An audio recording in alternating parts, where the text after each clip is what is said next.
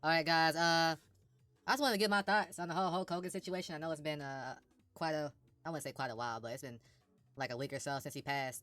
I want to start off the video the right way, saying long live Hulk Hogan.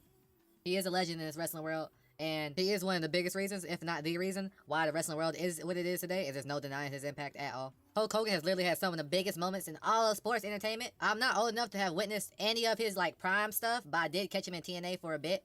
I've been a wrestling fan my whole life. I've seen his DVDs. Always as a child had me going insane. I loved all of his stuff. Him and John Cena, Dusty Rhodes really like turned me into a patriot for a big portion of my life. Really inspired me, even went like the scoop slam Andre the Giant. Had me believing literally I can do anything no matter the size I was. Any type of like thing holding me down, I thought I could overcome it, no matter literally what, just because of Hulk Hogan. Even all the way down to his poke of doom and despair in WCW, I really did. I thought that was like really cool. I like that heel turn. I love seeing the NWO go to WCW. I loved a lot of Hulk Hogan stuff growing up. Like I said earlier, I watched a ton of his DVDs. Literally one of my favorite matches ever is Hulk Hogan versus The Rock at WrestleMania 18. I've watched it probably 3,000 times, not gonna lie. Him and John Cena were really two people I looked up to growing up. Then one day, little 10-year-old Malik was surfing the internet. The one you see in my old videos, that little dude was just scrolling through the internet unsupervised as usual. Then he came across a video that said leaked Hulk Hogan audio. Now keep in mind, I had zero idea that wrestling was scripted. I thought everything wrestling that happened, these people were acting as if they were in real life, and they were who they were in the ring outside the ring. So what I'm hearing inside this audio just like flips my entire world on its head. Like, I thought this was like some type of crazy heel turn. I didn't even know that video was from 2006. So just imagine being a little kid, hearing that from someone you looked up to, someone you admired, saw as a hero, just basically make you less of a human just because you're black. Hulk Hogan was literally one of my heroes growing up, dog. Like, I know I'm not the only one who went through that type of pain, seeing him say what he said about us behind closed doors and not knowing anybody was recording. So that was real. Like, that was real. And I know so many other kids and so many other people. This man was a stable inside the black community. Seeing that hurt. It hurt. And I know so many other people was hurting just like me. Literally, like, the only people I probably in my life ever felt that betrayed by was probably my dad when I thought he abandoned me, and Seth Rollins. Seth Rollins, when he turned on the Shield, I'm making a video on that. On Golly, I'm making a video on that.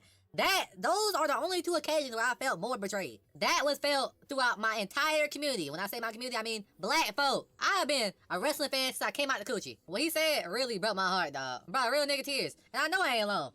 The black community ain't really mad at Hulk Hogan. We never really been mad at Hulk Hogan. We so used to stuff like this, we just thought that he was different. We really just thought he was different. And he wasn't. It turned out behind closed doors, he was a racist piece of shit. And ever since then, it's been forget Hulk Hogan. Him being as impactful as he was does not excuse a single thing he did. And the reality of the situation, he had no excuse to say what he said. So the consequences that come with that is just gonna be the consequences that come with that. And you cannot get mad at nobody else for displaying those consequences. That man was born in 1953. He saw Malcolm X die. He saw MLK die. Hell, he saw freaking JFK die. He saw what all of them died for and still chose to be ignorant and racist. That is his fault. And don't try to make that dumbass argument. If they put a secret camera on you, you could probably do the same thing. No, I'm not a bigot and I'm not a racist. I'm not a bad person. Just because you're a bad person and say bad things behind closed doors, do not project that on other people. If you put a secret camera on me, the worst thing you probably catch me doing is beating my meat. That's probably the worst thing you catch me doing. Talking about so nobody's perfect and everybody makes mistakes. He did not know he was being recorded. That was really him. That was not a mistake. He did that on purpose, knowing what he was doing, knowing what he was believing. That was him. Long live Hulk Hogan, but do not try to downplay, dismiss, or undermine what he did as some small mistake or something people should not be tripping about. What he did was not okay, and it deserves the scrutiny it's received. Nobody made him be a racist piece of shit. That's a choice that he made, and he's going to take everything that comes with that. Like, stop trying to make excuses for him, and stop trying to act like black people just supposed to tolerate the racism and just not say anything about it. He knew the PR that came with being racist. That's why nobody really knew if he was racist or not until that video came out.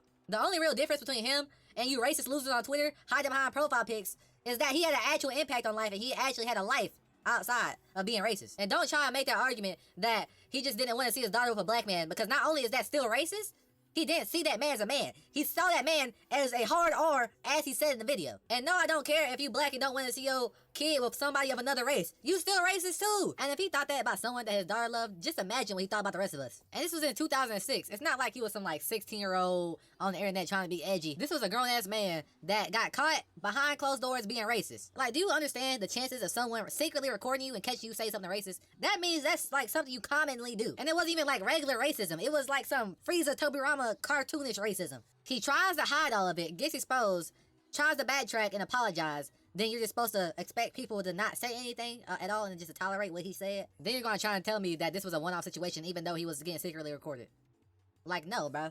I'm not gonna be celebrating the man's death, but you can't be surprised when people are out here doing that. You can't discriminate against people, dehumanize them, treat them like shit, then expect them to be like, oh, rest in peace when you go. You can't expect him not to say nothing bad when you go. The man knew what he was doing was wrong, and he knew the consequences. That's why he didn't do it in public, and that's why not many people knew he was racist. You see people tell stories like Booker T saying he asked Hulk Hogan why he didn't get him fired. Firstly, you working there is already making him a lot of money. And what racist is gonna be racist at work? Most racists, you would never know they were racist. Those losers on Twitter being racist, hiding behind profile pics is more than likely your doctor, someone who works at your local Whole Foods. You probably see them people every day. You just don't know it. Only people who are like openly racist and just don't care are like the literal idiots. Like, you have to be stupid to be racist. But everybody to an extent has some type of social awareness. And on top of everything else, like, ain't gonna lie, we just tired of racist people. Like we're just tired of racist people. You're literally just holding back society. No one's going to be tolerating that anymore. A lot of people who are coming to Hulk Hogan's defense on the whole racist part are people who are racist and scared that's going to happen to them when it's their time to go. Like, we've literally been dealing with discrimination since we got inside this country and we didn't even come willingly.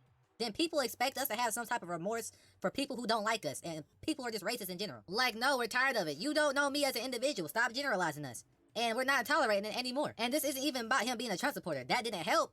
And there's people who do care about that, but a lot of us don't. It's about him being racist, as we've seen in a video of him getting secretly recorded, showing his hatred for black people. And stop trying to project and say this is something that everybody does behind closed doors. No, it's just you, because you're a piece of shit. And if you think what he did was okay and excusable, then you're just as bad as he was. And don't show me no tap dancing ass nigga trying to protect him, because no, it was wrong. It was wrong, and this is the consequences. And it don't even stop at racism. The dude was a known liar, known narcissist.